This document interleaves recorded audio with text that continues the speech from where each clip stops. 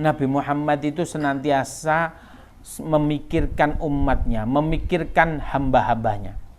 Bahkan ada suatu ketika di dalam khutbah beliau, khutbah terakhir beliau di haji wada beliau itu, beliau mengatakan seolah-olah beliau itu melihat yang di depan nyata, sehingga beliau mengatakan nanti di akhir zaman, nanti bukan di akhir zaman, nanti itu bisa jadi pas di akhirat, nanti saudara-saudaraku akan kumpul di telaga Hud, yang mana apabila seseorang minum dari telaga Hud itu minum, maka selamanya dia nggak pernah haus. Mantep ini Pak, nggak ada minum-minuman begini, sudah nggak haus lagi, ya nggak? Mantep ini. Anahnu ya Rasulullah, kata sahabat, apakah kita? Enggak. Antum ashabi, kalian adalah teman-temanku. Siapa saudaranya Rasulullah? Dia itu hidup tidak zamannya Rasulullah. Berarti kita orang yang dihidup yang tidak zamannya Rasulullah. Tetapi dia cinta dengan iman kepada Rasulullah, maka itu kategorinya saudaranya Rasulullah.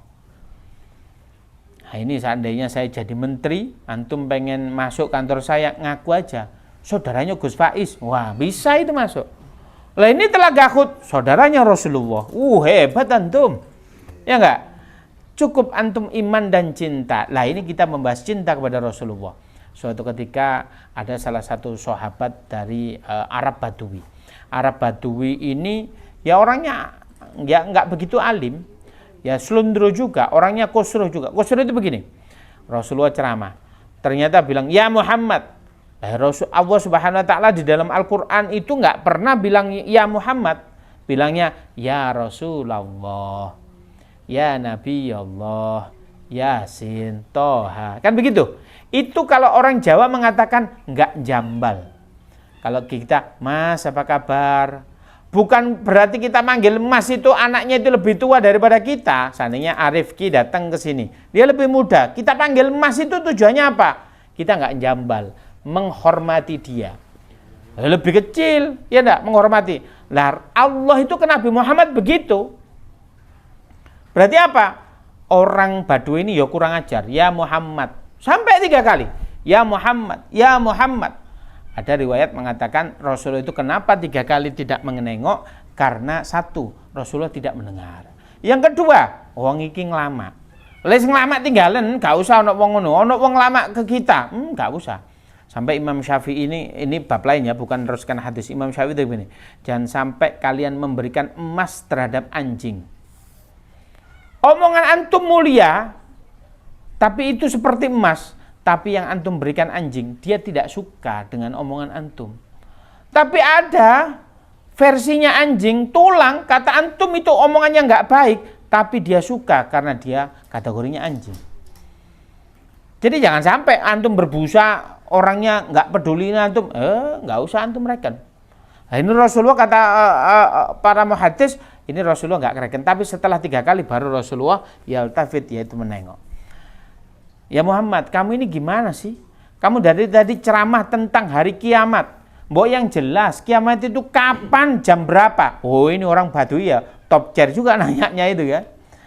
Rasulullah menjawab begini, apa persiapan ente? Ente kok nanya-nanya kiamat? Ma'adatulaha, aku nggak persiapan apapun kecuali aku sholat, aku zakat, dan aku berpuasa. Sholat pun ya sholat wajib toh, nggak ditambah-tambahi sunnah. Tetapi kata orang Badui itu, aku mencintai engkau lebih dari segala-galanya. Apa kata Rasulullah?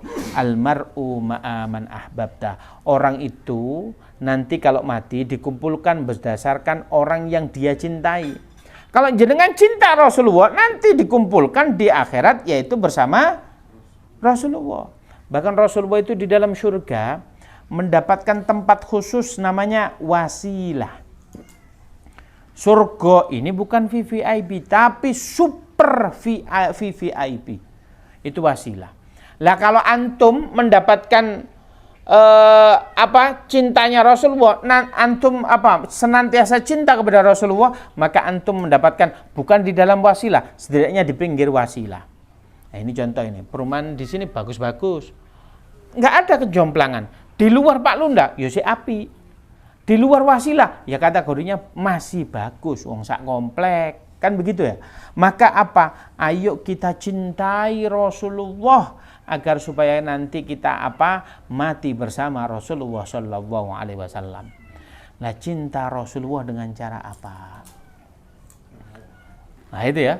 Ada orang dulu itu tawaf.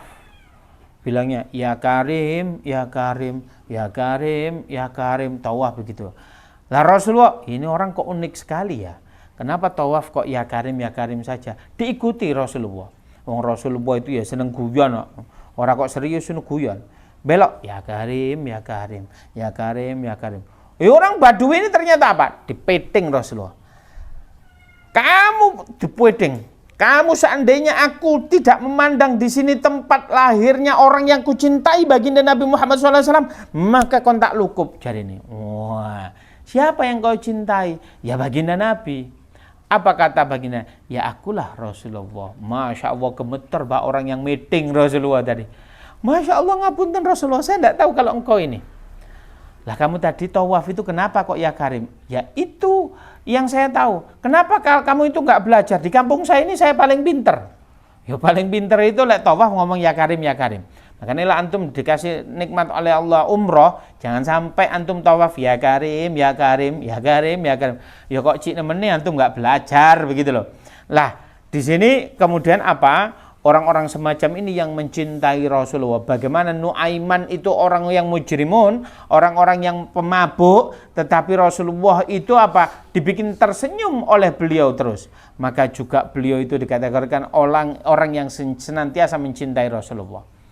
Maka orang-orang yang mencintai Rasulullah nanti matinya akan dikumpulkan dengan Rasulullah. Yang menjadi pertanyaan, bagaimana cara mencintai Rasulullah?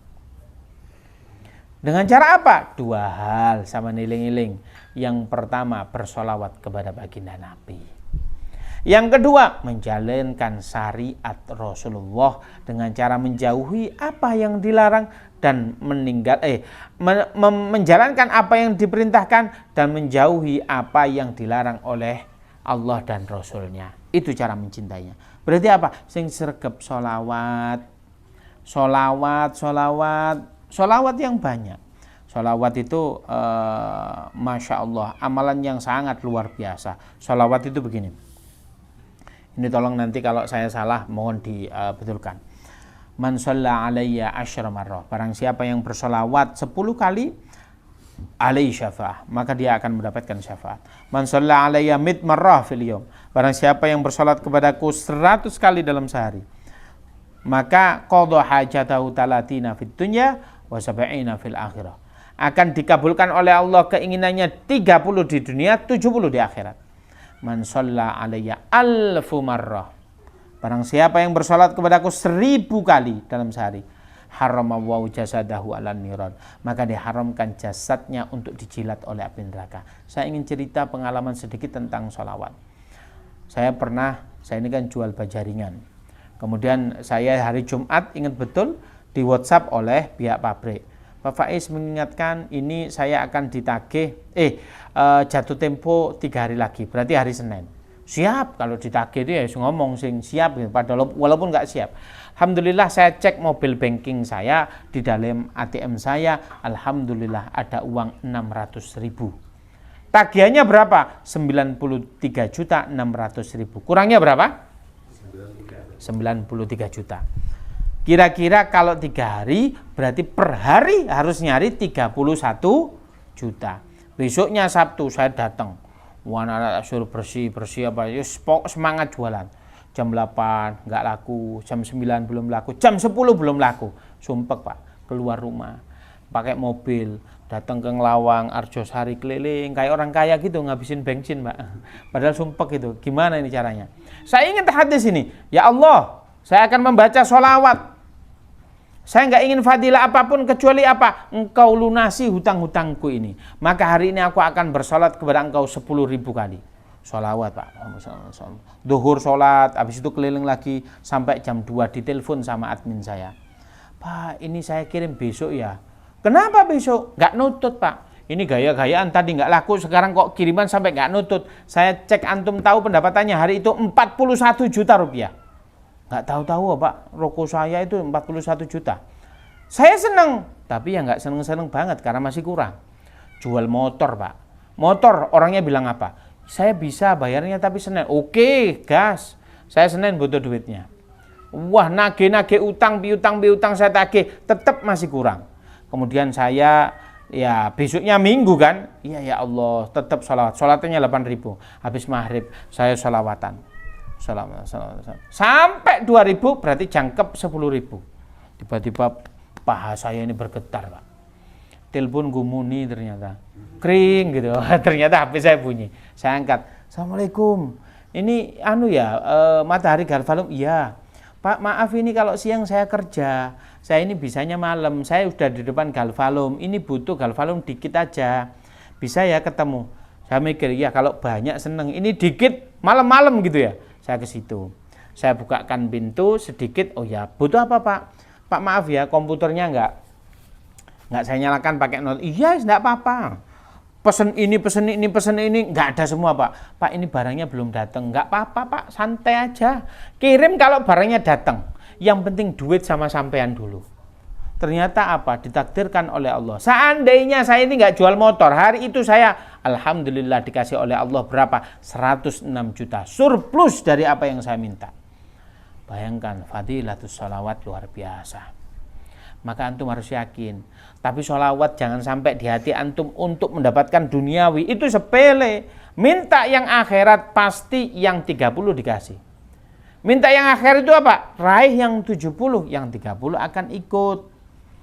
Tapi pada dasarnya sholawat ini luar biasa. Maka cara mencintai Rasulullah yang pertama adalah bersolawat. Yang kedua, menjalankan syariat. Dengan cara apa? Yaitu apa yang diperintahkan oleh Rasulullah kita jalankan, apa yang dilarang oleh Rasulullah juga kita jauhi, kita tinggalkan. Taib. Itu jadi ke Rasulullah sedikit tadi kita singgung bahwasanya sesuatu yang halal itu sesuatu yang baik dan halal itu menjadi syarat bagaimana diterimanya sebuah doa kita. Bahkan doa kita itu yang begitu agung tadi, antum dalam keadaan safar, antum sudah mengadakan tangan, antum bahkan mengatakan ya Rob sampai 4 kali, itu seharusnya sudah potensi diterima. Tetapi bagaimana kata Allah itu, ya fa'anna yustajab. Tapi alasan apa aku bisa mengkabulkan doa engkau? Gara-gara antum makanannya haram, minumannya haram, bajunya haram. Kalau antum haram itu nggak ada alasan Allah untuk menerimanya. Padahal kalau antum sudah begini, Allah malu nggak ngasih kabulkan antum. Oleh karena itu, ayo kita perbaiki apa yang kita konsumsi, kita perbaiki bagaimana cara kita mencari, fa insyaallah dikabulkan doa-doa kita oleh Allah Subhanahu wa taala. Barangkali itu yang bisa saya sampaikan, semoga bermanfaat. Sebelum kita tutup ada sesi tanya jawab. Monggo. Ada yang ditanyakan? Monggo. Nih.